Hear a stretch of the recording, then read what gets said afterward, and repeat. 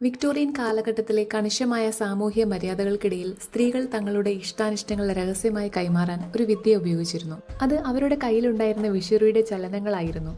വിശറിയുടെ ഭാഷ എന്നറിയപ്പെട്ടിരുന്ന ഈ രഹസ്യ സിഗ്നലുകളിലൂടെ അവർക്ക് വാക്കുകളില്ലാതെ തന്നെ പുരുഷന്മാരുമായി സംസാരിക്കാൻ കഴിഞ്ഞിരുന്നു. ഓരോ ചലനത്തിനും കൃത്യമായ അർത്ഥങ്ങളുണ്ടായിരുന്നു. വിശറി നെഞ്ചിനോട് ചേർത്ത് പിടിക്കുകയാണെങ്കിൽ നിങ്ങൾ എന്റെ സ്നേഹം നേടി എന്നായിരുന്നു അർത്ഥം. ഇടത് കവിളിൽ വിശറി വെച്ചാൽ ഇല്ല എന്നും വലത് കവിളിൽ വെച്ചാൽ അതെ എന്നും അത് സൂചിപ്പിക്കുന്നു. വിശറി ഇടത് കൈയിൽ വേഗത്തിൽ കറക്കുകയാണെങ്കിൽ നമ്മൾ ശ്രദ്ധിക്കപ്പെടുന്നുണ്ട് എന്ന മുന്നറിയിപ്പായിരുന്നു. വളരെ പതുക്കെ വിശറി കൊണ്ട് വീശുന്നത് ഞാൻ വിവാഹിതയാണ് എന്നും വേഗത്തിൽ വീശുന്നത് എന്റെ വിവാഹ നിശ്ചയം കഴിഞ്ഞു എന്നും സൂചിപ്പിക്കുന്നു. കയ്യിൽ വിശറി കൊണ്ട് തട്ടുന്നത് നിങ്ങളോട് സംസാരിക്കണം എന്നതിനുള്ള ക്ഷണമായിരുന്നു. ചുറ്റും കർശനക്കാരായ രക്ഷാകർത്താക്കളോ മറ്റു മുതിർന്നവരോ ഉള്ളപ്പോൾ ഈ രഹസ്യഭാഷ വിക്ടോറിയൻ യുവതി യുവാക്കൾക്ക് തങ്ങളുടെ വികാരങ്ങൾ പങ്കുവയ്ക്കാനുള്ള ഒരു രസകരമായ വഴിയൊരുക്കി.